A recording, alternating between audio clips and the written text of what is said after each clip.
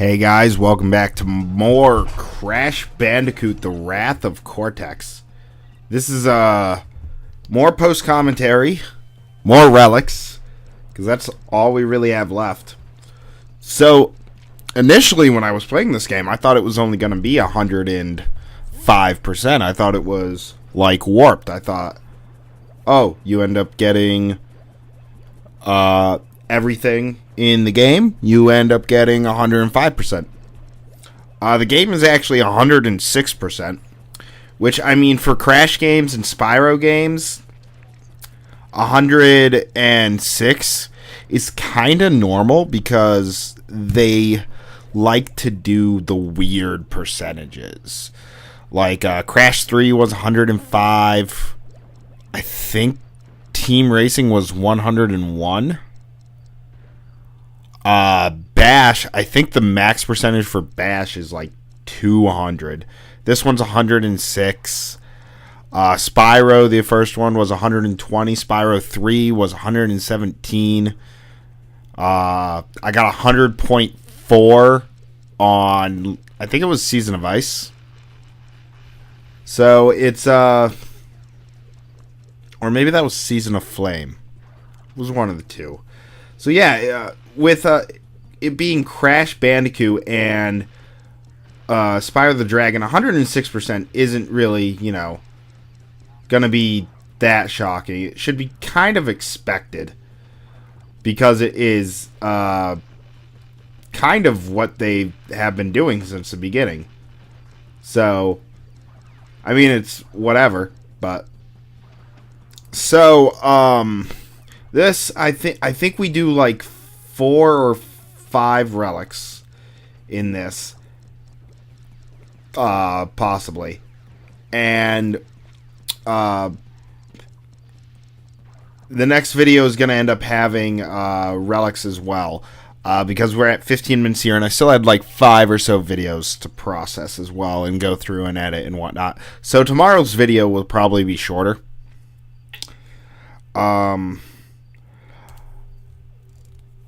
So you guys have been seeing the start of my Assassin's Creed Brotherhood Let's Play. Oh wow. That game is, I understand now why people say that out of the Ezio trilogy, Brotherhood is their favorite of the Ezio trilogy. There's just so much to do. It added so much more stuff from the second game. It's amazing. I think I've already recorded like up to part 70. And, oh man, it's just such a good game. I haven't touched the DLC yet. That's going to be kind of like what I did with Assassin's Creed 2 DLC, is I did Assassin's Creed 2, and then months later I did the DLC. So it will probably be just like that. I'll wait a couple months before doing the DLC, but I will do the DLC, because it's DLC. It's technically part of the game.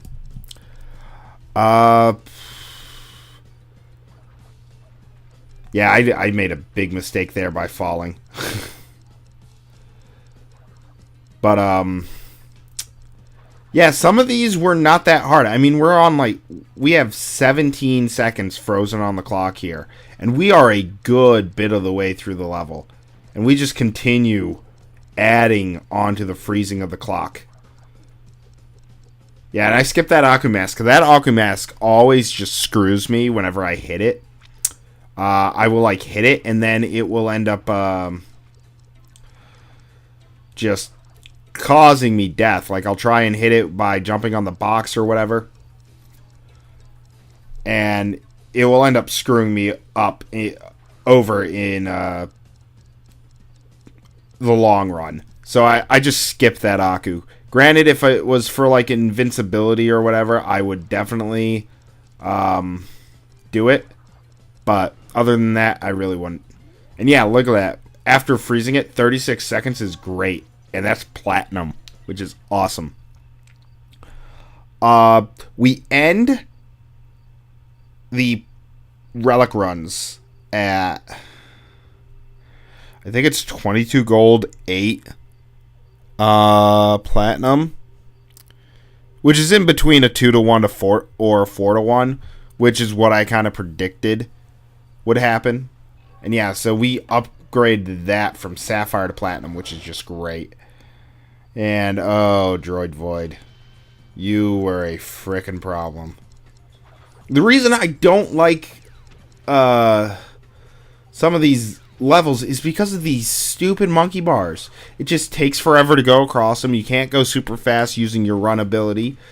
It just takes for frickin' ever. And you can't do anything about it. That's how fast you go, no matter what. So, if anything is going to cause you grief on time trials, it is Droid Void. Because the first half of the level is frickin' monkey bars. And it just eats up your time. Like, we're going to be at half a minute by the time that we're going to be over half a minute, actually, by the time that we land down here. And we're not even done with monkey bars yet. And I just kind of ignore some of these. I mean, there's a 3 there that I end up getting. But yeah, like, I ignored those 2 1s that were there. And then I'm able to get myself really far, which that was a key. If you don't get yourself far enough on that stupid monkey bar, you will just continue to fail the challenge every time. And then, I mean, you also have to stop and aim at the frickin' nitro boxes to kill people. And that eats up time as well. So you're eating up time on monkey bars, which take forever. And then you're eating up time by sitting and trying to shoot at somebody just so you can continue forward in the level. So, this just a bad concept of having to use the mech suit to get a frickin' relic. Just mech suit with the monkey bars, bad idea. Those are probably my least favorite of the my least favorite aspect of the game. The monkey bars are frickin' atrocious. So, what do I want to talk about? Because this is post-commentary. I can talk about anything. I could give 2 craps about the video. Because I know what happens. And, I mean, pretty much you'll know what happens. It's, you know, oh, look, there's relics to get. Because we still haven't finished the game yet. We still have, like, 3% or something to do for the game. I'm trying to remember things and stuff. And thankfully, we're able to see the end. And this just took a while. And there would be, like, no way that I'd want to try and get platinum on this. Even though I think platinum's only, like, 6 seconds shorter than what we got right there. Still, bad. Not a frickin' fan. I have no idea how far I've recorded with my other LPs. Because I always record ahead. That's, if you're LPing, the trick is record ahead. Granted, oh yeah, I forgot a water level. This took me half an hour. Because it's the frickin' submarine. That stupid submarine is what screws me.